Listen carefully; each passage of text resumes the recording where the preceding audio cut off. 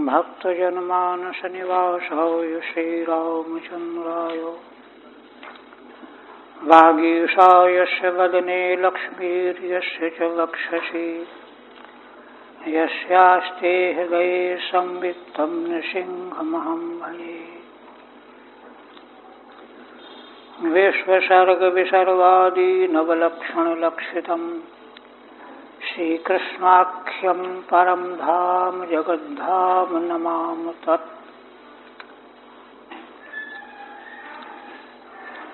श्रीमद्भागवत के सप्तम स्कंध का अंतिम पंचदश अध्याय, जिसमें समस्त वर्ण और आश्रम के मोक्ष धर्मों का सार वर्णन किया गया है। मोक्ष धर्म माने मोक्षाय धर्म, मोक्ष धर्म, मोक्ष के लिए जो धर्म का पालन किया जाता है उसका सार क्या है, सार सर्वस्व का वर्णन किया गया है। जिसके अंतर्गत पिछले दिन देवर्षि नारद जी ने यह तात्विक सिद्धांत स्थापित किया। पहली बात तो यह बताई कि ज्ञान निष्ठ ब्राह्मणों को पितृकर्म, श्राद्धादि और दैव कर्म में सम्मिलित करना चाहिए। उनके उपलब्ध न होने पर फिर पांचवें, चौथे आदि ब्राह्मणों को लिया जाना चाहिए, अभावे शाली चूर्णम की तरह से। और अधिक विस्तार नहीं करना चाहिए, क्योंकि उससे श्रद्धा, पदार्थ की शुद्धि, नियम का पालन और पात्र की अर्हता आदि वस्तुएं प्रभावित होती हैं। तीसरी बात बताई गई कि पितरों को श्राद्ध में मांस अर्पण नहीं करना चाहिए और न स्वयं भक्षण करना चाहिए। ऐसा करने से मुनि का अन्न जो जौ आदि है जंगल में प्राप्त होने वाला, उससे पितरों को जितनी तृप्ति होती है उतनी अन्य साधनों से नहीं होती। इसीलिए जो मनुष्य द्रव्य यज्ञ करने जाते हैं तो उनको द्रव्य यज्ञ के आरंभ को देख करके प्राणी घबरा जाते हैं, डर जाते हैं कि यह मुझे मारेगा। क्योंकि जितने भी द्रव्य यज्ञ हैं उनमें हिंसा अनिवार्य है।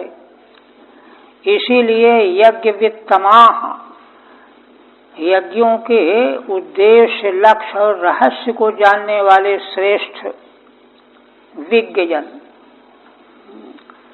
समस्त कर्ममय यज्ञों का ज्ञान से उद्दीपित मन संयम रूप अग्नि में हवन कर देते हैं, माने समाप्त कर देते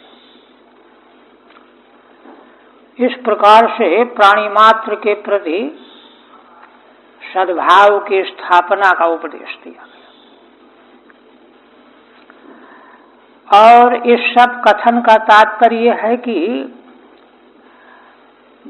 प्रारब्ध के अनुसार दैव से जो वस्तु उपलब्ध हो उसी से नित्य नैमित्तिक क्रियाओं की पूर्ति कर लेनी चाहिए। उन क्रियाओं को संपन्न करने के लिए इधर उधर दौड़ भाग नहीं करनी चाहिए। इसके बाद फिर एक रहस्य और बताया। धर्म के संबंध में शुद्ध धर्म का पालन हो। महाभारतकार कहते हैं न व्याजेन चरेत धर्मम, धर्म का आचरण व्याज माने बहानेबाजी से नहीं करना चाहिए। और यहाँ कह रहे हैं कि 5 प्रकार की अधर्म की शाखाएं हैं जो देखने में लगता है कि ये भी धर्म है, किंतु धर्म है नहीं, अधर्म की ही शाखाएं हैं, अधर्म मूलक हैं ये विधर्म परधर्म आदि। इनकी व्याख्या करके कहा कि इनको अधर्म की तरह दूर से त्याग देना चाहिए। मोक्ष धर्म का सार का प्रसंग है। फिर पांचों की परिभाषा बताई गई। इसके बाद फिर अग्रिम बात देवर्षि नारद जी कहते हैं कि धर्म के लिए भी और जीवन यात्रा के लिए भी धन की इच्छा नहीं करनी चाहिए, अधिक धन प्राप्ति के उद्योग में नहीं पड़ना चाहिए। ऐसा कह करके तब कहते हैं कि भाई यज्ञ अगर देह यात्रा के लिए नहीं करेंगे तो फिर भूखों मर जाएंगे। तो उसका समाधान किया कि नहीं, अनीहा निहमानस्य महाहेरी व वृत्तिदा। प्रारब्ध के भरोसे, दैव के भरोसे बैठ करके अनीह निश्चेष्ट निरुद्यम हो जाने से वह अनीहा ही वृत्ति संपादन कर देती है। क्योंकि प्रत्येक जीव अपना अपना भाग्य लेकर के संसार में जन्म लेता है, तो उसको उसके पोषण की पहले से पूरी तैयारी बनी रहती है। उपनिषदों के मधु विद्या के प्रकरण से यह बात प्रमाणित होती है। फिर कहा कि प्रायः धर्मात्मा पुरुष को, धार्मिक पुरुष को संतुष्ट रहना चाहिए, कोई चेष्टा न करे कि भाई कुछ नहीं है। कहते हैं उसको जो सुख मिलता है वह काम के लोभ में इधर उधर भागने वालों को नहीं मिलता। कुतस्तत्काम लोभेनो धावतो अर्थे हया दिशा। माने निर्णय कर दिया गया कि दूसरे किसी को वह सुख मिल ही नहीं सकता जो कामनाओं के लिए चारों ओर भागम भाग में लगा हुआ है। असल में भ्रांति इसी संबंध में बनी हुई कि सुख है कहाँ, कैसे मिलेगा। तो भ्रांति होने से व्यक्ति दौड़ भाग में लगा रहता है। यहाँ तक हुआ था। अब आगे कहते हैं श्री नारद जी, सदा संतुष्ट मनसः सर्वा सुखमया दिशा शर्करा कंटकादिभ्यो यथोपानक पद शिवम। श्री नारद जी कहते हैं कि जो सदा सर्वस्मिन काले, तो सदा का प्रयोग इसलिए है कि 24 घंटे में एक क्षण भी असंतोष नहीं आना चाहिए। निरंतर संतुष्ट मन वाला हो, ऐसे मनुष्य के लिए सर्वा दिशा सुखमया, सारी दिशाएं सुखमयी बनी रहती हैं, होती हैं। दृष्टांत देखिए क्या दे रहे हैं। कहते हैं कि जैसे कोई अपने पैरों में जूते पहन ले, उपानत चरण सेविका, तो शर्करा धूली पर चले, गरम तपी हुई या ठंडी, अथवा कंटक वाले मार्ग में चले तो उसको कोई क्लेश नहीं होता। गरम धूली में भी चला जाएगा, कांटों में भी चला जाएगा, क्योंकि उसके पैर में चरण सेविकाएं हैं। इसी दृष्टांत के अनुसार धार्मिक पुरुष को मन को इतना संतुष्ट बना लेना चाहिए कि सारी दिशाएं उसको सुखमयी मालूम पड़ने लगें। टीका में कहते उपानहु पादयोर यस्य, जिसके दोनों पैरों में उपानह है, उपानत पात, उसी को कहते हैं बहुव्रीहि समास है, उपानत पात तस्य। पैर में उपानह पहने हुए व्यक्ति के लिए शर्करा और कंटक के स्थान में किसी प्रकार का क्लेश नहीं होता। अब संतुष्टि की बड़ी अनिवार्यता है। श्री नारद भगवान कहते हैं कि देखो, संतुष्टः केन वा राजन् न वर्तेतापि वारिणा। संतुष्टि का लक्षण क्या है, कैसे जाना जाए कि संतुष्ट है यह? कहते हैं कि केन, हे राजन, केन आपि न वर्तेत। संतुष्ट उसको कहा जाता है कि ज्वार की रोटी मिल जाए, मक्के की रोटी मिल जाए, बिना नमक की दाल मिल जाए, अथवा जो है बेस्वाद भोजन मिल जाए, अथवा न मिले, केवल जल मिल जाए, तो भी उसकी संतुष्टि जो है विचलित नहीं होनी चाहिए। यह है संतुष्ट का लक्षण, है ना। केन न वर्तेत, है ना, माने प्रारब्ध के अनुसार जो कुछ भी मिल जाया, कोई भी वस्तु उदर पोषण के लिए, तो उससे वह बर्ताव कर लेगा, कोई शिकायत नहीं करेगा। और कुछ नहीं मिलेगा तो जल मिल जाएगा, वायुनापि। यह है पक्के संतुष्ट का लक्षण। भगवान शंकराचार्य प्रश्नोत्तरी में कहते हैं, कोवा दरिद्रो ही विशाल तृष्णा। दरिद्र कौन है? जिसकी तृष्णा बहुत विशाल है। और श्रीमांश को यश समस्त तोषः। और संपन्न कौन है, ऐश्वर्यवान कौन है? जिसको सब तरह से संतोष है। ठीक है, ऐसा समझने वाला। कहते हैं इस तरह संतुष्ट जो नहीं है उसकी हालत क्या है? औपस्थ जैम कार्पण्यात् गृहपालायते जनः। वह मनुष्य जो भोग का विषय चाहता है, जिह्वा का विषय स्वाद चाहता है, और ये दोनों विषय इतने प्रबल हैं कि इनके लिए वह कृपण दीन बना हुआ है। हाँ? कृपण माने दीन, तस्य भावः कार्पण्यम, अतिशय दीन बन जाता है। और दीन बन करके गृहपालायते जनः। गृहपाल कहते हैं कुत्ते को, श्वान को।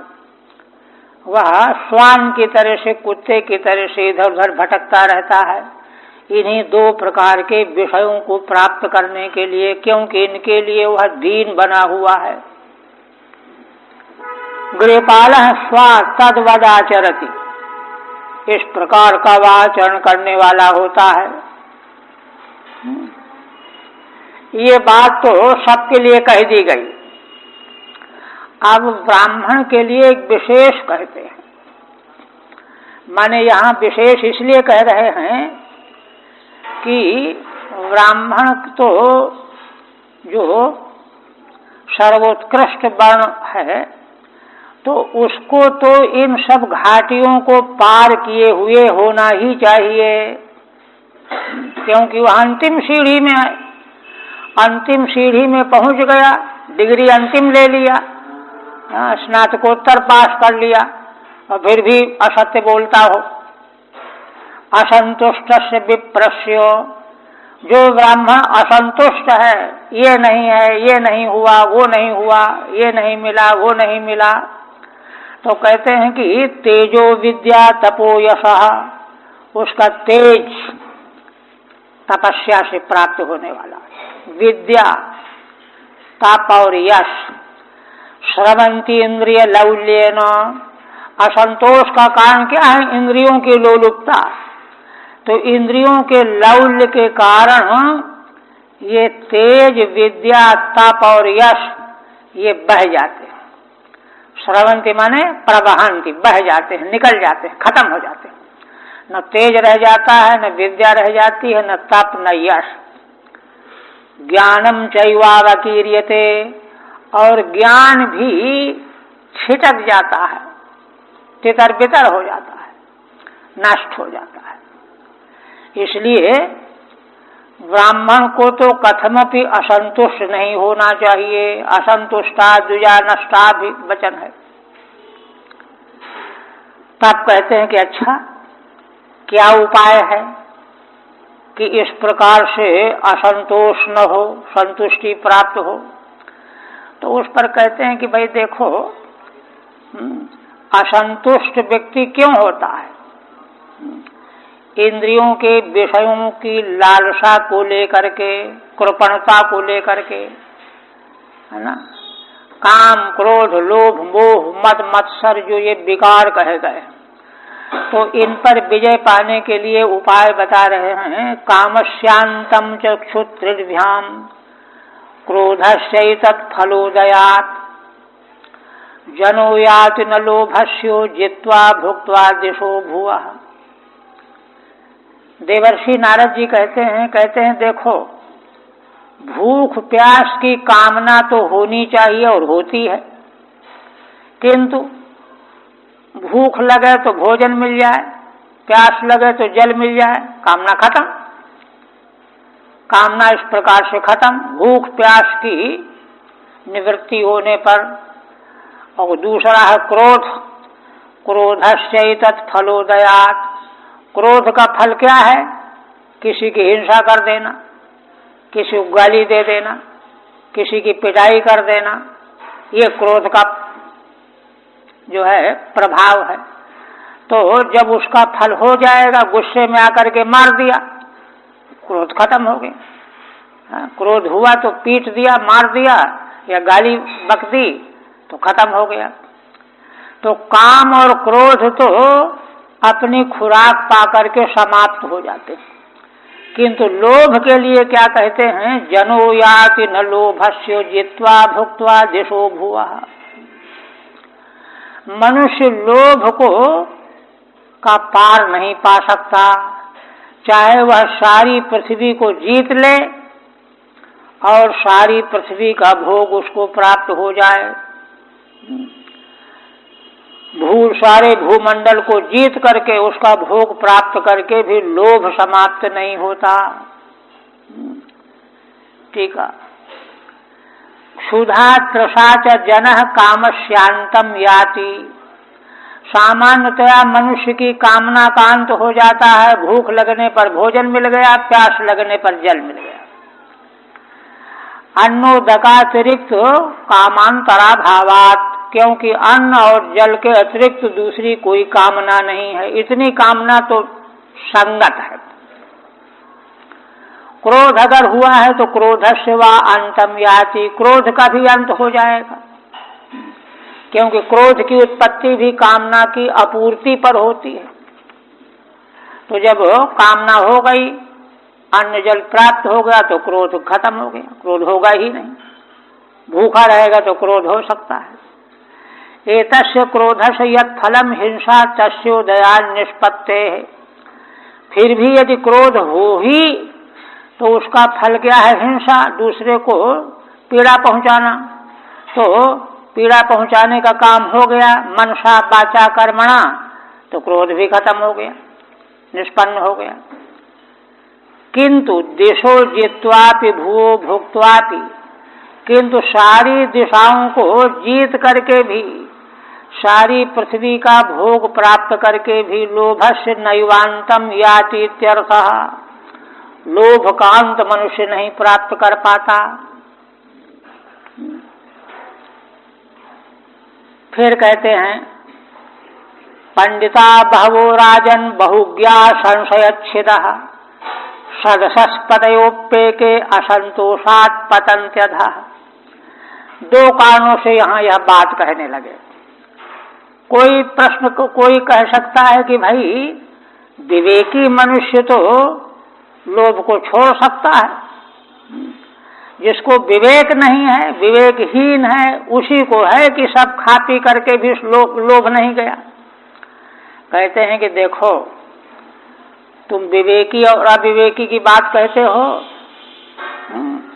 सुनो, पंडिता बहवो राजन, पंडिता माने विद्वांसः। पंडित शब्द का अर्थ होता है पंडा, सत सत विवेचनी बुद्धि। सा संजाता यश असौ पंडिता। सत और असत क्या है, इसका विवेचन करने वाली बुद्धि जिसको प्राप्त होती उसको पंडित कहते हैं। ऐसे पंडिता बहवो राजन। अब कहते कोई एकाध नहीं, बहुत सारे, सैकड़ों, है ना। बहुज्ञा, जो बहुज्ञ हैं, ज्योतिष भी जानते हैं, कर्मकांड भी जानते हैं, बहुज्ञ हैं। संशयच्छेदः, और ऐसे ज्ञाता हैं कि संशय का उच्छेदन करने की सामर्थ्य रखते हैं। सदसस्पदयोपेके, और बड़ी बड़ी सभाओं में उनको सभापति बनाया जाता है कि भाई सबसे योग्य है, उनको सभापति पद पर बैठा लो। किंतु एके असंतोषात् पतन्त्यधा, इसी असंतोष के कारण उनका पतन हो जाता है, नीचे गिर जाते। तुम विवेक की बात करते हो, इनसे बढ़कर के विवेकी कौन होगा? लेकिन वे भी असंतोष के कारण नीचे गिर जाते हैं। ठीक है नहीं। तब कहते हैं कि अच्छा फिर जो है क्या करें, काम क्रोध लोभ इसके जीतने का उपाय क्या है? तब कहते हैं क्योंकि धर्म का सार बताना है ना।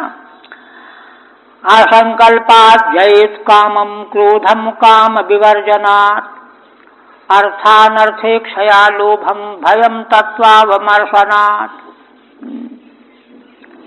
कहते हैं कि संकल्प करना बंद कर दे। संकल्प बंद कर देने से काम पर विजय प्राप्त हो जाएगी। भगवान श्रीमद् भगवद गीता में कहते हैं ना, संगात सम, है ना, संकल्प क्या है, संगात संजायते काम है ना, ध्यायतो विषयान पुरुषा संगस्तेषु उपजायते, वही प्रसंग है। तो संकल्प न हो, इससे काम पर विजय हो जाएगी। और क्रोध पर कैसे होगी? क्रोधम काम विवर्जनात्, क्रोध तो कामनाओं का के फलस्वरूप प्राप्त होता है। कामना में बाधा पड़ी कि क्रोध आ गया, तो कामनाएं जब नहीं होंगी तो क्रोध आएगा ही नहीं। इसलिए क्रोध को तो आने ही नहीं देना चाहिए।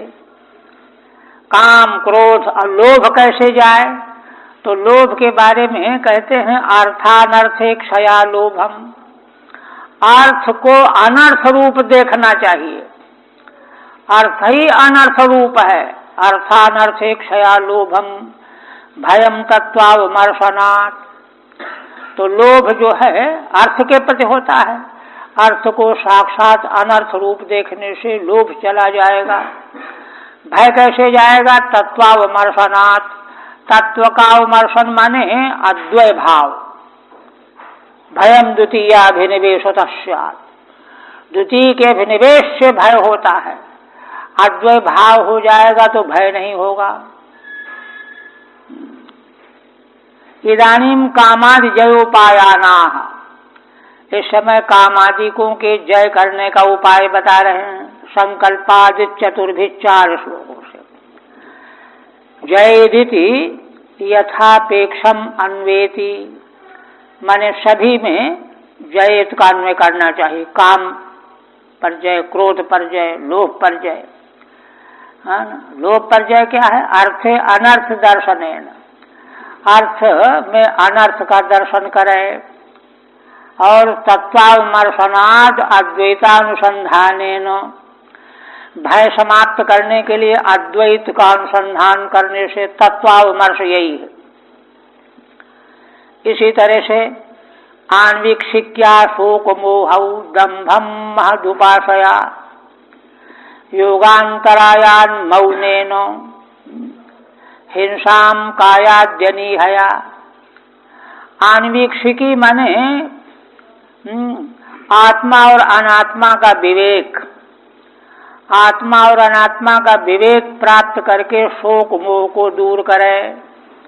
क्योंकि आत्मा अनात्मा का विवेक हो जाएगा तो अनाथ वस्तु के प्रति अहमता ममता नहीं रह जाएगी। अहमता ममता रहने से ही तो शोक और मोह होता है। ये वस्तु मेरी थी, मुझे नहीं मिली तो शोक हो रहा है, और मेरी होने से मोह हो रहा है। तो आत्मा अनात्मा का विवेक होने से शोक मोह पर विजय पाना चाहिए। और दंभम महदुपासया, और दंभ का जो है महान पुरुषों की आराधना, माने उनके निकट रहना। उपसमीपे आसनम उपासनम तया उपासया, महान पुरुषों को निकट रहने से दंभ चला जाता है, क्योंकि महान पुरुषों में दंभ का नाम निशान भी नहीं होता। तो उनके पास रात दिन रहते रहते अपने भीतर वाला भी दंभ चला जाता है, क्योंकि उसको लज्जा आने लगती है कि देखो एक हम है, एक ये हैं, एक हम हैं। तो दंभम महदुपासया योगांतरायान मौनेन, योग के अंतराय क्या है? प्रपंच में रुचि लेना, बेमतलब के लोगों से बातचीत करने में लगे रहना, ये योग के अंतराय हैं। तो इसके लिए मौन धारण कर लो। कोई आया है, बैठा रहेगा, चला जाएगा, वो तो बोलते ही नहीं।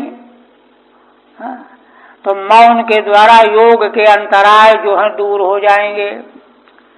हिंसाम कायाद्यनी हया, हिंसा पर विजय कैसे हो? कायाद्यनी हया, माने शरीर से चेष्टा ही न करो। शरीर से चेष्टा आदि से मन और वाणी, क्योंकि इन्हीं तीन के द्वारा तो हिंसा होती है, मन से, वाणी से और शरीर से। उसको निश्चेष्ट कर दो तो हिंसा पर विजय हो जाएगी। ठीक है। आन्वीक्षिक्या माने आत्मानात्म विवेकेन, आत्मा और अनात्मा के विवेक रूपी आन्वीक्षिकी से।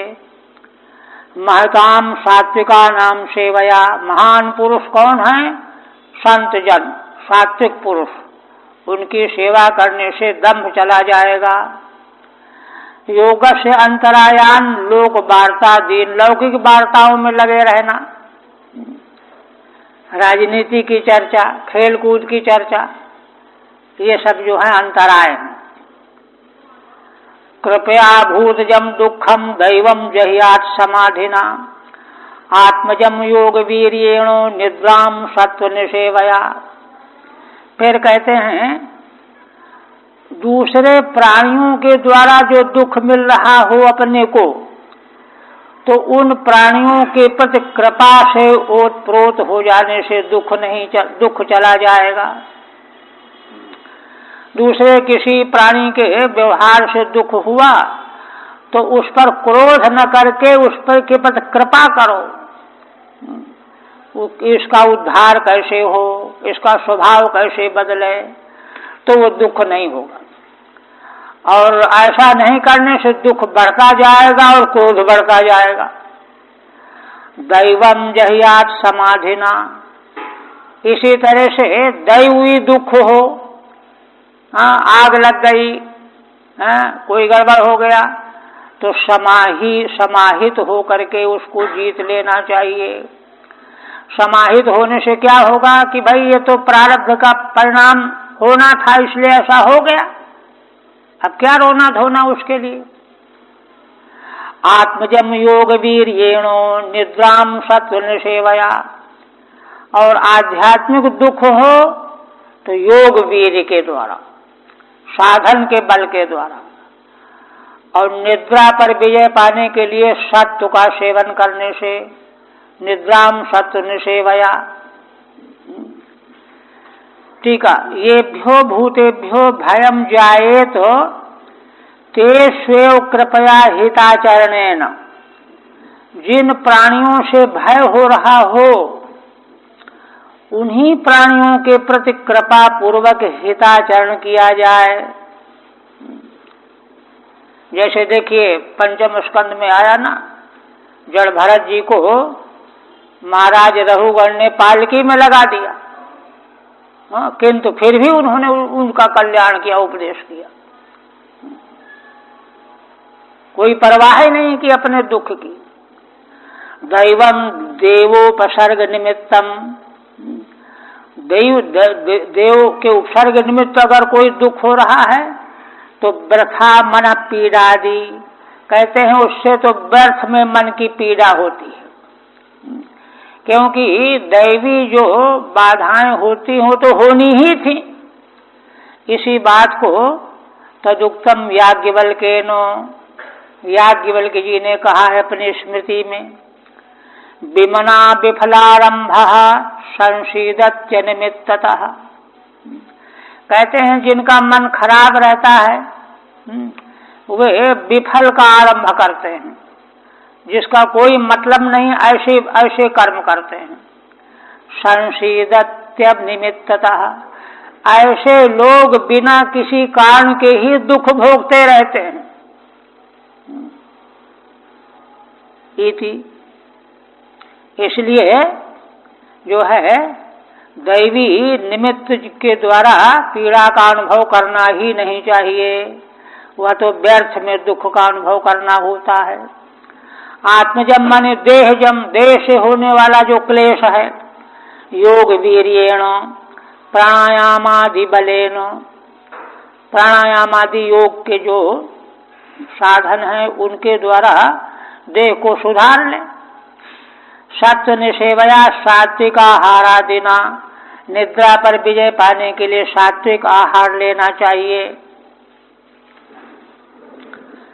इसी तरह से देखिए, रजस्तमश्च सत्वेन सत्वं चोपशमेन च, रजोगुण तमोगुण को सत्व गुण के द्वारा दबाना चाहिए, विजय पानी चाहिए।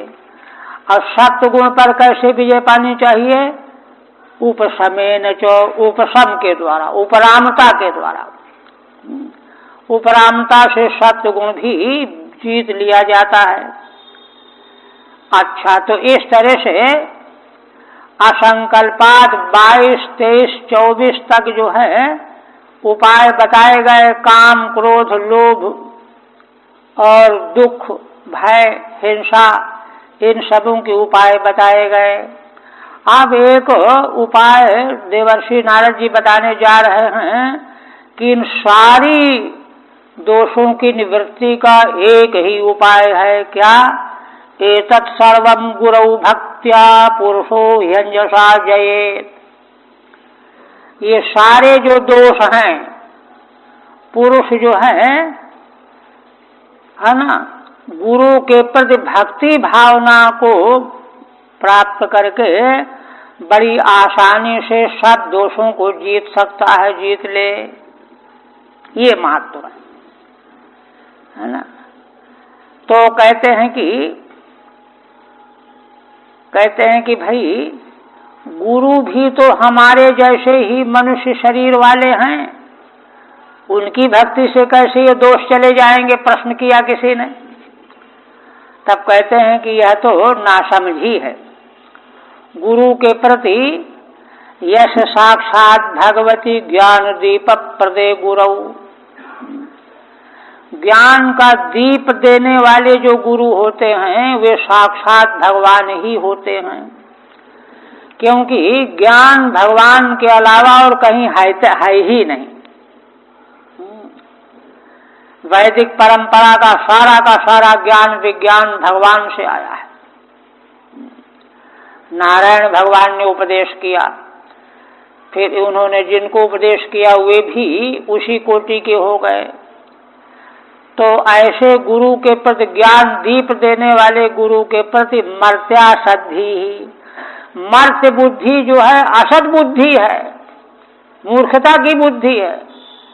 कहते हैं ऐसा जो बनाने वाला है, श्रुतम तस्य सर्वम कुंजर शौचवत, तो ऐसे मनुष्य का सारा ज्ञान जो सुना हुआ है वह हाथी के स्नान की तरह व्यर्थ है।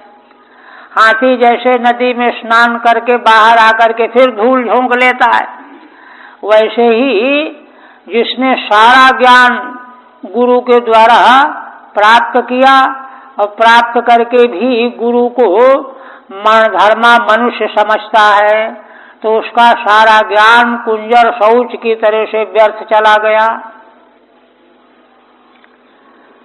ठीक है। ननु कथम गुरौ भक्त्या सर्वस्य जय स्यात्, यदि कोई प्रश्न करे कि गुरु में भक्ति होने से कैसे सब पर जय प्राप्त हो जाएगी, तस्यापि मनुष्यत्वेन तदवस्थत्वात्, क्योंकि वह भी मनुष्य होने से तदवस्थ है, तदवस्थत्वात् तत्राह, वहां पर कहते हैं यस्येति मर्त्या सद्धीर मनुष्य दुर्बुद्धि, गुरु को मनुष्य समझना दुर्बुद्धि है, असद बुद्धि है। तस्य शास्त्र श्रवणम कुंजर स्नान, है ना, स्नानवद व्यर्थम, उसका शास्त्र का श्रवण उपदेश हाथी के स्नान की तरह से व्यर्थ चला गया।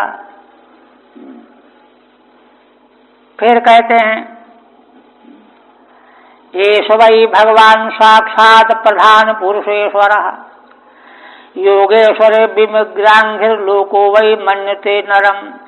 तो किसी ने फिर आक्षेप किया कि अच्छा ये बताओ, जिस गुरु से ज्ञान प्राप्त किया जाता है उस गुरु के पुत्र आदि तो उसको अपना मनुष्य ही मानते हैं, तो मनुष्य मानना गलत कैसे है? ये तर्क किया। जिस गुरु से ज्ञान प्राप्त हुआ है उसके पुत्र आदि तो उसको मनुष्य पिता मानते हैं कि नहीं? कहते हैं देखो ये मानने वाली बात दूसरी है। देखो ये भगवान श्री कृष्ण वहां विद्यमान है, सभा में बैठे हुए हैं, उन्हीं की ओर इशारा करते हैं। एष वै भगवान साक्षात प्रधान पुरुषेश्वर। देखो ये भगवान श्री कृष्ण प्रधान और पुरुष जीव के नियामक ईश्वर हैं, साक्षात ईश्वर हैं, माने परंपराया नहीं, साक्षात परम ब्रह्म ही हैं। योगेश्वर विमृग्यांघ्रि, इन्हीं भगवान के चरण कमलों को योगेश्वर लोग ढूंढा करते हैं। ये तो बात तुम भी जानते हो, किंतु इन भगवान को संसार के मनुष्य जो हैं मनुष्य ही माने बैठे हैं। लोको वही मन्यते नरम, तो दूसरा कोई मनुष्य मान रहा हो तो माने, मूर्खता बसात, किंतु है तो ये भगवान। उसी तरह से गुरु के पुत्र आदि अगर उसको मनुष्य मान रहे हो तो माना करें, तुमको तो जो है उनको भगवान ही मानना है, ये अभिप्राय है। ननु गुरोरपि पुत्रादयस्तम नरमेव मन्यन्ते, प्रश्न वही है, गुरु को भी उनके पुत्र आदि तो मनुष्य ही मानते हैं। इस पर कहते हैं दूसरों के मनुष्य मानने से क्या हुआ, है ना, ऐसा गुरु साक्षात भगवान है, ये गुरु साक्षात भगवान ही होते हैं। और देखो ये भगवान श्री कृष्ण जो हैं साक्षात परमात्मा हैं, लेकिन लोग इनको मनुष्य मानते हैं। लोकस्य नरो असाविति बुद्धिर्भ्रांतिरित्यर्थः, संसार के प्राणियों की यह बुद्धि कि ये मनुष्य हैं, ये तो भ्रांति है उनकी, सही थोड़ा ही। यद्वा नहीं तत्पुत्रादेर मनुष्य बुद्धिया प्रतीयमानोपि, दूसरी तरह से व्याख्या करते हैं, कहते हैं कि देखो गुरु के पुत्रों को मनुष्य बुद्धि से वे भले मान रहे हों, प्रतिमानोपि, है ना, गुरु भगवान न भवेत इति न, किंतु गुरु भगवान नहीं है ऐसा नहीं है। यथैष श्री कृष्ण इत्यर्थ, जैसे भगवान श्री कृष्ण इनको संसार के लोग मनुष्य मानते हैं, तो क्या ये भगवान नहीं है क्या? हा? किसी के मानने से कुछ नहीं होगा, ये भगवान ही जैसे हैं वैसे ही गुरु के पुत्र आदि मनुष्य भले मानते हों, लेकिन हैं वे भगवान ही। तो मैंने तात्पर्य कहने का यह है कि ऐसे गुरु की भावना करने से, उपासना करने से ऊपर जो दोषों से निवृत्ति के उपाय बताए गए हैं, अकेले उसी से सब दूर हो जाएंगे। अब आगे एक नई बात कहने जा रहे हैं। माने क्या कहने जा रहे हैं कि पीछे जो काम क्रोध लोभ आदि पर विजय पाने की बात कही गई, इन पर विजय तो पाना ही है ना। षड्वर्ग संयमई कांता सर्वा नियम चोदना। षड्वर्ग माने काम, काम, क्रोध, लोभ, मोह, मद, मत्सर, अथवा 5 ज्ञानेंद्रियां और एक मन, संकल्प विकल्पात्मक मन, षड्वर्ग से दोनों को लेते हैं। तो इन 6 वर्गों पर संयम करना, काम, क्रोध, लोभ, मोह, मद, मत्सर, है ना, को दूर कर लेना, अपने को ऐसा संयमित कर लेना कि ये 6 न रह जाएं, अथवा ज्ञान इंद्रियां और मन संयत हो जाए, दोनों व्याख्या है। कहते हैं कि सर्वा नियम चोदना, वेद मार्ग में, सनातन धर्म के मार्ग में सारे नियम जो विधान किए गए हैं, ये करो, ये करो, ये करो, ये करो, उन सबों को क्यों विधान किया गया है? इन 6 वर्गों पर संयम प्राप्त करने के लिए किया गया है। ये तो करना ही पड़ेगा। तदंता यदि नो योगान आवहेयु समावहा। कहते हैं कि, है ना, इन 6 वर्ग के संयम पर्यंत नियमों का विधान है। यदि वे सारे विधान इस प्रकार के योग को उत्पन्न नहीं करते हैं तो केवल श्रम पैदा करने वाले होके रह गए, कुछ फल नहीं निकला। सारे साधनों का फल षड्वर्ग में का केवल संयम होना ही प्रयोजन है। अगर यह नहीं हुआ तो कुछ भी नहीं हुआ। उनका लक्ष्य ही यही है। टीका, एवं सर्वैः उपायैः कामाद वेगम जित्वा। पीछे जैसा कहा गया, सारे उपायों से कामादि वेग को जीत करके नियतेन्द्रियो भूत्वा, नियत संयत इंद्रिय वाला हो करके ध्यान परो भवेत, तब ध्यान में उसकी प्रवृत्ति होती है, हो। अन्यथा तंपत सर्वशास्त्र वैफल्यम से आदित्यर्थ। और यदि ध्यान करने लायक तैयारी नहीं की उसने, तो उसके प्रति सभी शास्त्र के साधन जो है निष्फल हो जाएंगे।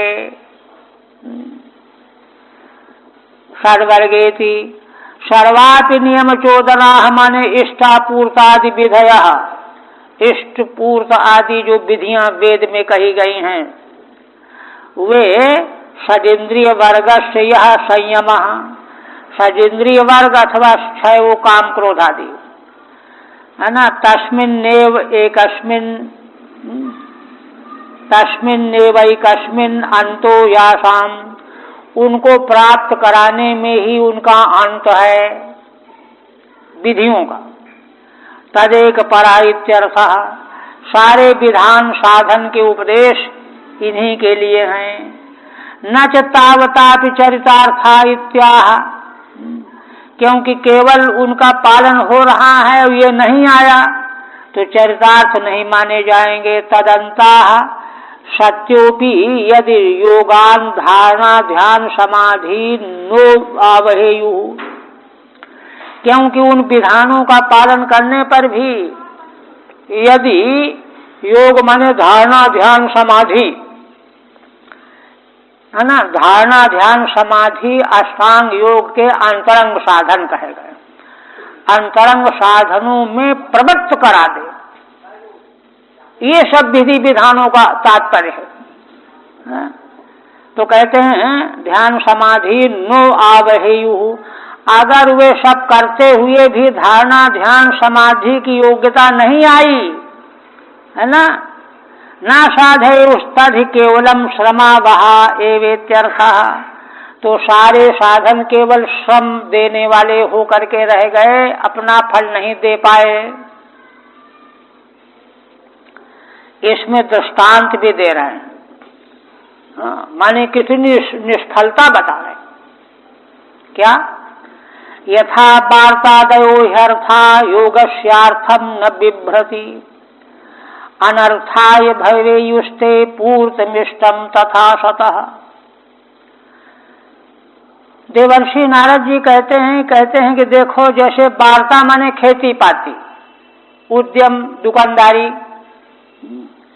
ये जितने भी हैं, ये जो साधन किए जाते हैं योग को प्राप्त कराने वाले नहीं होते।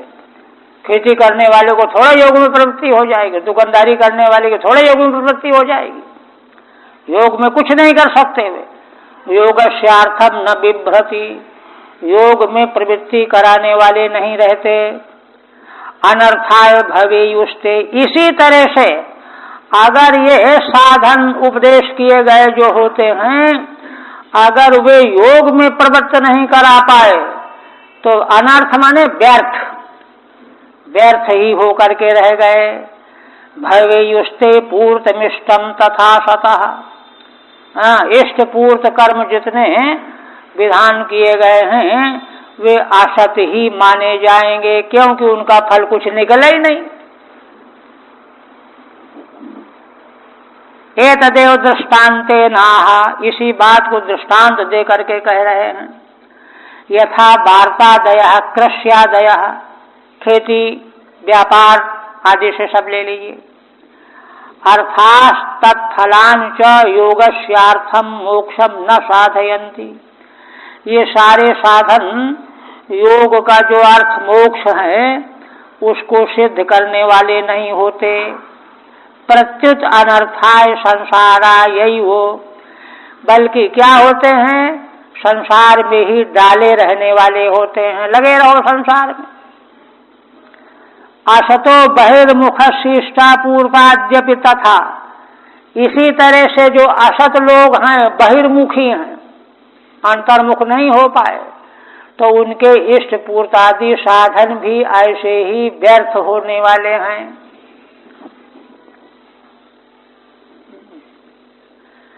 यश्चित्त विजये यत्तः स्यान्य संगो परिग्रह, एको विविक्त शरणो भिक्षुर भिक्षामितासनः। अब आगे माने यदि षड्वर्ग पर संयम प्राप्त हो गया, उन साधनों का फल मिल गया, योग की योग्यता आ गई, धारणा ध्यान समाधि में उसका मन लग गया, तब क्या करना चाहिए वह कहते हैं। यश्चित्त विजये यत्तः, जो चित्त पर विजय करने में संयत लगा हुआ है, स्यान् निसंगो अपरिग्रह, तो उसको पहले निसंग और अपरिग्रह होना चाहिए, है ना।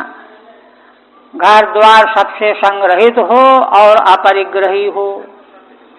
एको विविक्त शरण, देखिए मोक्ष धर्म का सार बता रहे हैं।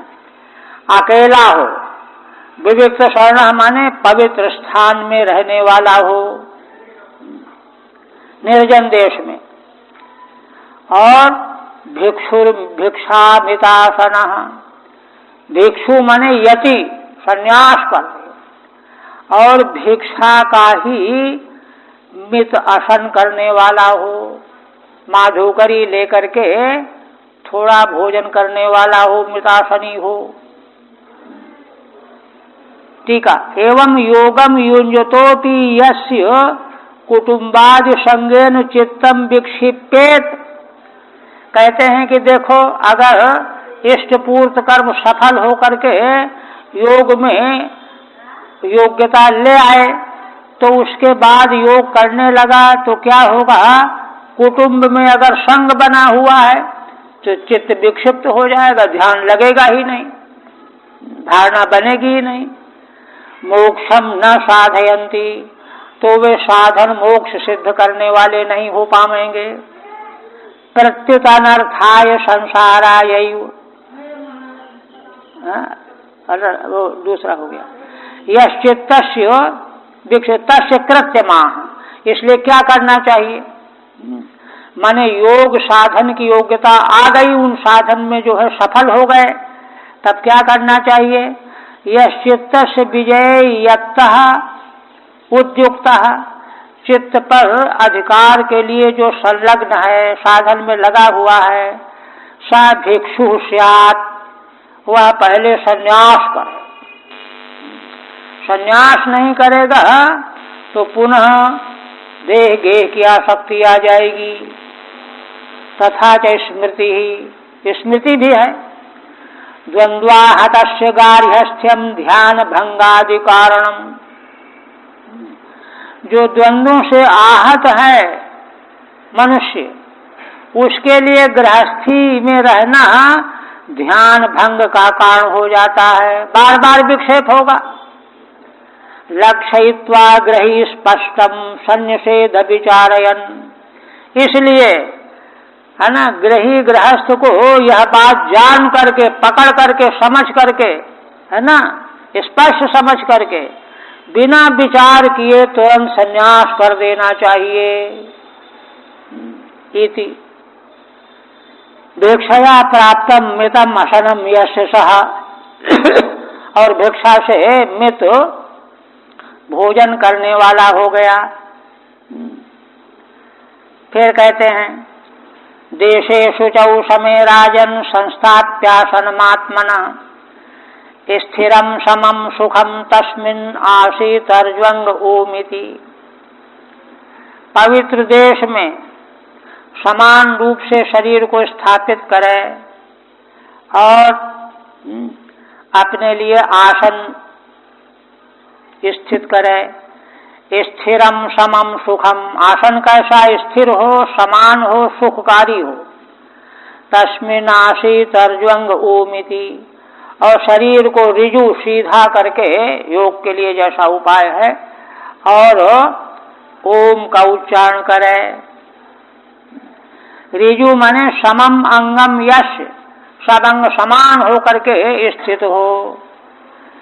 और सुखम यथा भवेत भवत्येवमासीत, आशा आसन लेना चाहिए सुखमासन। ओम इत्युच्चारयन्निति शेषः, ओम का उच्चारण करे। और फिर क्या करे, प्राणापानौ सन्निरुन्ध्यात् पूर्व कुंभक रेचकैः यावन्मनस्तजेत कामान स्वनासाग्र निरीक्षण। प्राण और अपान इनका निरोध करे कुंभक के द्वारा। और पूरक कुंभक रेचकैः, पूरक माने हवा खींचना श्वास, कुंभक माने रोकना, रेचक माने छोड़ना। इन तीनों क्रियाओं के द्वारा इसकी विशेष प्रक्रिया है। प्राण और अपान को निरोध किया जाता है। प्राण और अपान के निरुद्ध हो जाने से मन निरुद्ध हो जाता है, क्योंकि प्राण बंधनम हि सौम्य मनः, मन का बंधन प्राण है। यावन मनस्तजेत कामान स्वनासाग्र कृतेक्ष निरीक्षण, कहते हैं कि इसका लक्षण क्या है कि मन निरुद्ध हो गया। मन जो है समस्त कामनाओं का त्याग कर दे। जब तक मन से सारी कामनाएं निकल न जाए तब तक जो है यह साधन करता रहे। स्वनासाग्र निरीक्षण, दृष्टि जो है नासाग्र भाग में रखनी चाहिए। नासाग्र में दृष्टि रखने का अर्थ है कि किसी विषय में दृष्टि न हो। ठीक है, नहीं। यतो यतो निःसरति मनः कामहतं भ्रमत् ततस्तत उपाहृत्यो हृदि विरुन्ध्यात् क्षणैर्बुधः। कहते हैं साधन करते समय बार बार मन जो है छट जाएगा, इधर उधर निकल जाएगा। क्यों? कामनाएं हैं उसके भीतर, काम हतम, मन भ्रमत, भ्रमण करेगा। ततस्ततः उपाहृत्यो, तो घबराना नहीं चाहिए, वहां से मन को लौटालना चाहिए, अपने पास खींच लेना चाहिए। हृदयरुन्ध्यात् क्षणैर्बुधः, जल्दबाजी न करके बुद्धिमान व्यक्ति को धीरे धीरे मन को हृदय में स्थापित करना चाहिए। एवं अभ्यसतश्चित्तम कालेनाल्पीयसायते अनिशम तस्य निर्वाणम यात्यनिंधन बन्हिवत्। आप कहते हैं कि हे राजन, इस प्रकार से यति जब निरंतर अभ्यास करने में लगा रहता है तो थोड़े समय में ही अल्पीयसा कालेन, है ना, अनिशम तस्य निर्वाणम, अनिशम माने रात निरंतर उसके उस मन का निर्वाण हो जाता है। माने मन जो है उन्मनी भाव को प्राप्त हो जाता है। मन का निर्वाण क्या है? उन्मनी भाव, मन रहित हो जाना, संकल्प विकल्प निवृत्त हो जाना ही मन का उन्मनी भाव होना है। अनिशम तस्य निर्वाणम, और यह निर्वाण कैसा? रात दिन निरंतर फिर बना रहेगा, कभी मन नहीं प्रकट होगा। याच्य ईंधन बन्हिवत, जैसे दृष्टांत दे रहे हैं, जैसे अग्नि जल रही है, ईंधन पड़ रहा है तो जल रही है, और अगर ईंधन जल के खत्म हो गया, दूसरा ईंधन पड़ा नहीं, तो अग्नि जो है बुझ जाएगी। उसी तरह से है ना, मन भी जो है संकल्प विकल्प के बल पर जीवित रहता है। संकल्प विकल्प का निर्वाण हो गया तो मन का जीवन निर्वाण हो गया। अनिंधन बन्हिवत। टीका, एवं अनिशम अभ्यसतस्तस्येतेश्चित्तम निर्वाणम शांतिम याति। इसी प्रकार से निरंतर अनिशम माने रात दिन अभ्यास करते करते उस यति का चित्त निर्वाण को प्राप्त हो जाता है, माने शांत हो जाता है, संकल्प विकल्प रहित होकर के, है ना, निर्मनस्क हो जाता है। कामादिभिः अनाविद्धं प्रशांताखिल वृत्तियत् चित्तम ब्रह्म सुखस्पृष्टम नैवोत्तिष्ठेत कर्हिचित्। आप कोई यहाँ पर शंका करे कि भाई मन का निर्वाण तो हो गया, लेकिन 1 घंटे 2 घंटे के बाद फिर अगर जी गया तो, ये प्रश्न होता है ना, फिर प्रकट हो जाएगा। कहते नहीं, क्यों नहीं? तो कामादि भी अनाविद्धम, असल में मन का पुनः पुनः जागरण वासनाओं कामनाओं के द्वारा होता है। कामनाएं और वासनाएं जब नहीं रह गई तो उनसे अनाविद्ध हो गया, और उनके न रहने कारण वही पीछे जो पूरा साधन बताते चले आए थे कि जो है काम क्रोध लोभ मोह मद मत्सर, ये समाप्त होने पर ही योग मार्ग में स्थित होने की योग्यता आएगी। यह योग्यता आनी ही चाहिए। तो इस तरह से प्रारंभ से यत्न करते करते कामादि से अनाविद्धम, कामादिकों से मन अनाविद्ध हो गया है। प्रशांताखिल वृत्तियत्, जिसकी अखिल वृत्तियां प्रशांत हो गई, कोई वृत्ति है ही नहीं। वृत्ति माने वर्तनम वृत्ति ही, वृत्ति का कारण है वासना, वासना ही नहीं है। अखिल वृत्तियत् चित्तम ब्रह्म सुख स्पृष्टम, तब वह चित्त जो है ब्रह्म सुख को स्पर्श कर लेता है। ब्रह्म सुख, असल में ब्रह्म सुख तो आत्म सुख ही है, और वह आत्मा की उपाधि चित्त बना हुआ है तो संसार बना हुआ है। अब उपाधि रूप जो चित्त है उसकी सारी वासनाएं जब निवृत्त हो गई, निर्वाण हो गया, तो उपाधि का प्रभाव जाता रहा। तो अब जो आत्मा के संसर्ग से संस्पर्श से जो सुख मिल रहा है वही ब्रह्म सुख है। इसलिए कहते हैं चित्तम ब्रह्म सुख स्पृष्टम, ब्रह्म सुख को स्पर्श करने वाला बन गया।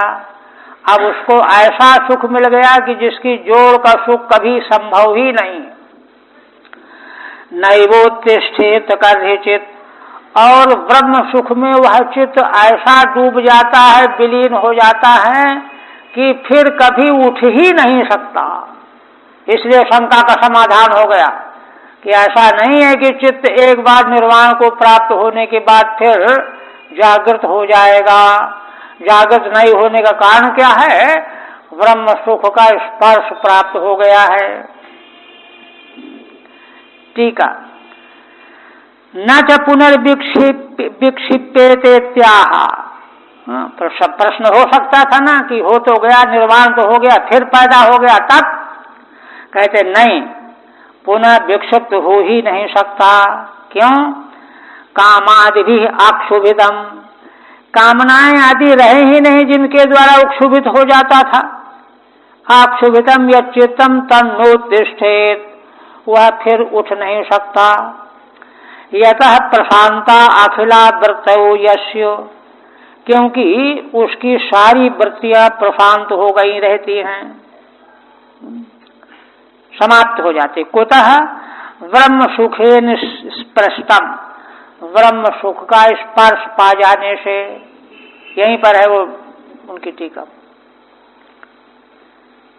अच्छा, आप कहते हैं कि माने सन्यास के बाद जो है मोक्ष धर्म का सार देवर्षि नारद जी ने यह बताया। अब एक बात और कहते हैं, इसलिए कहते हैं कि है ना, विघ्न बाधाओं को अच्छी तरह से समझ लेना चाहिए, नहीं तो नहीं समझने पर उनके चक्कर में पड़ करके गड़बड़ हो जाएगा। क्या कहते हैं? यह प्रव्रज्य गृहात् पूर्वम त्रिवर्गा वपनात् पुनः यदि सेवेत तान् भिक्षु सवै वान्तास्य पत्रपः।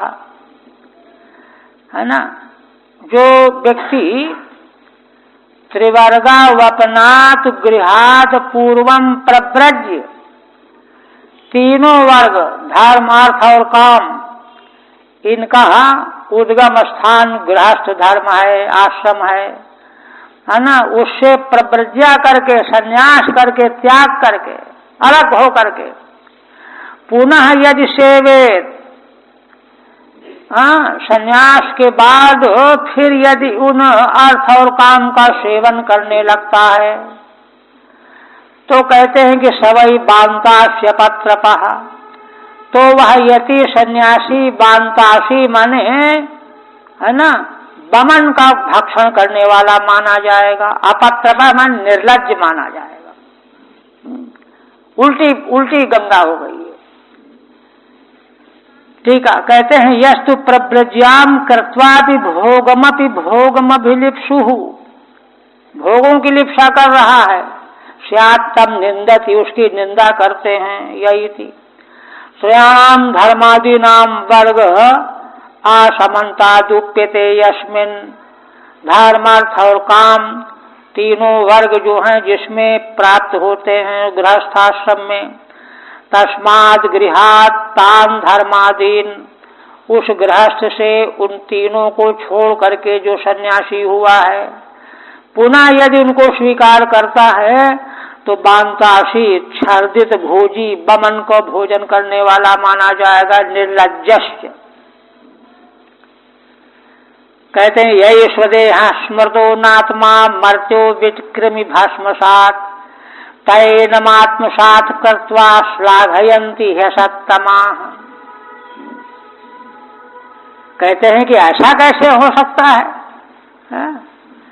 यह बात आप क्या कहते हो, ऐसा कभी हो ही नहीं सकता। तब कहते हैं नहीं नहीं, देखो यही स्वदेह स्मृतो नात्मा, जिन लोगों ने अपने देह को यह आत्मा नहीं है ऐसा समझा है, मर्त देह को, है ना, बल्कि क्या जाना है विक्रम भस्मसात्, यह तो कीड़ों का है ना बिच है और आग में जलने पर राख बनने वाला है। वे ही लोग ते एनमात्मसात् कृत्वा, वे ही आगे चल करके उसी देह को आत्मा मान बैठते हैं। आत्मसात् कृत्वा श्लाघयन्ति ह्यसत्तमाः, उसकी प्रशंसा करने लगते हैं, है ना। ऐसे लोग असत्तमाः, बहुत निकृष्ट स्तर के लोग होते हैं। टीका में कहते हैं न चेदम अघटितम दृष्टत्वादित्या, कहते हैं कि ऐसा नहीं हो सकता है, ऐसा नहीं है, ऐसा देखा जाता है। नारद जी कहते हैं क्या, यही पूर्वम से देहो अनात्मादि रूप स्मृत, जिन लोगों ने पहले अपने देह को अनात्मा रूप से स्मरण किया, पक्का किया, चिंतन किया, चिंतता है ना, तायो पुनः एनम आत्मा इति मत्वा, वे ही आगे चल करके उसी देह को आत्मा मान करके मत्वा श्लाघयंती स्थावयंती ही, उसकी श्लाघा करते हैं, स्तुति करते हैं। इसलिए अब यहाँ पर प्रासंगिक सभी आश्रमों का निषेध बता रहे हैं।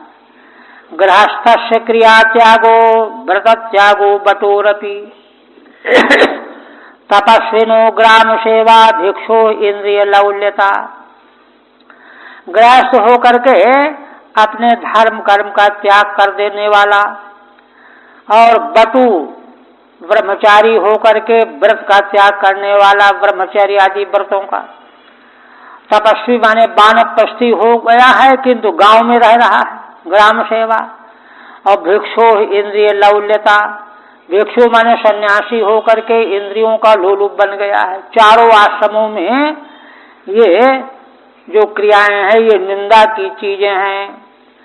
यतिम उपलक्षणी कृत्य, है ना, अन्यानपि स्वधर्म त्यागिनो निंदती, यति को उपलक्षण करके दूसरे आश्रम वालों को भी अपने धर्म का त्याग करने के कारण निंदा करते हैं। गृहस्थस्येति द्वाभ्याम, 2 श्लोकों से।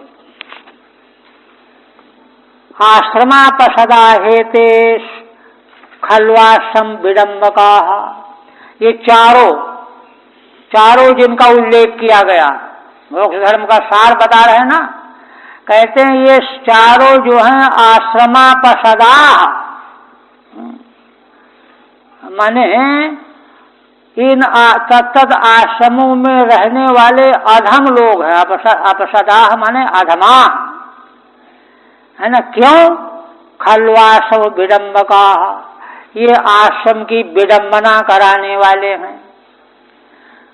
देव माया विबूढ़ांस्तान उपेक्षितानुकंपया, तो कहते हैं ऐसा क्यों किया इन्होंने? कहते हैं भगवान की माया से विमूढ़ हो गए हैं। तान उपेक्षितानुकंपया, इनकी उपेक्षा करनी चाहिए, है ना, और इन पर अनुकंपा करनी चाहिए, अनुकंपा करके इनकी उपेक्षा करनी चाहिए। ठीक है।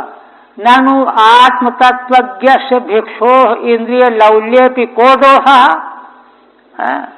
किसी ने कहा कि जो आत्म तत्वज्ञ हो गया है, यदि इंद्रिय लौल्य अगर हो गया तो क्या दोष हुआ, है ना। तब कहते हैं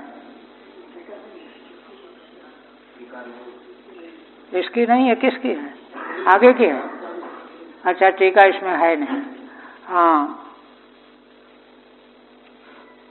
अच्छा ठीक है, इसकी है।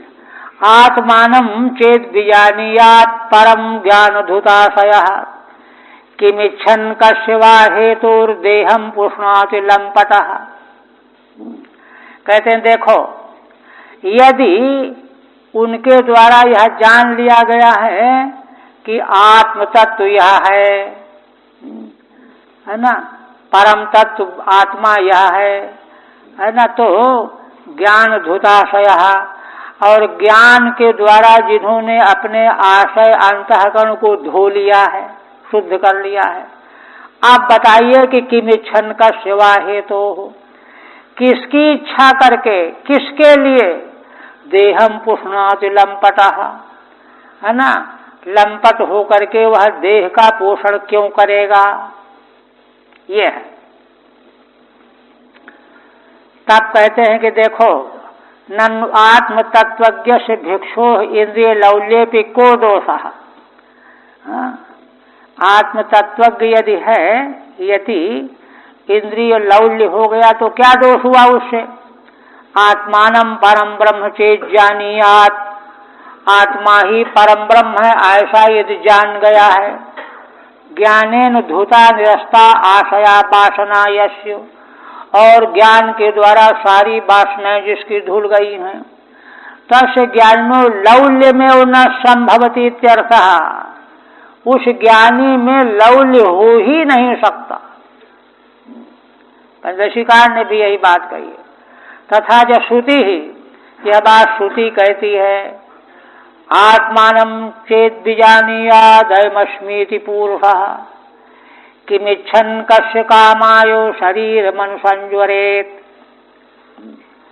अगर पुरुष जो है अपने आत्म स्वरूप को जान गया है कि मैं तो यह हूं,